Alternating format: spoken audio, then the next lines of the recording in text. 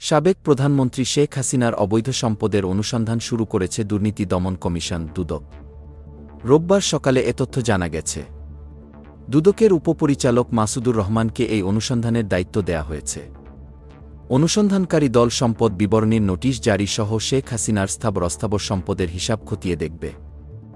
একই সঙ্গে তার আয়কর নথির সঙ্গে বাস্তবে তার সম্পদের হিসাব মেলাবে। এদিকে শেখ হাসিনার বিরুদ্ধে বার্জ মাউন্টের দুর্নীতি মামলা সচলেরও উদ্যোগ নিয়েছে দুদক। এ বিষয়ে আগামী 15 জুলাই শুনানি অনুষ্ঠিত হবে। এর আগে গত 10 মার্চ পূর্বাঞ্চলে 60 কাঠা প্লট বরাদ্দ নেওয়ার প্রমাণ পাওয়ায় ক্ষমতাচ্যুত সাবেক প্রধানমন্ত্রী শেখ হাসিনা ও তার বোন শেখ রেহানার পরিবারের সদস্য ও সাবেক প্রতিমন্ত্রী শরীফ আহমেদ, প্রধানমন্ত্রীর সাবেক একান্ত সচিব সালাউদ্দিন এবং জাতীয় গৃহায়ন ও গণপূর্ত মন্ত্রণালয়ের 14 জন কর্মকর্তার বিরুদ্ধে পৃথক 6টি চার্জশিট দিয়েছে সংস্থাটি। Pradip Kumar, BD political updates, Dhaka.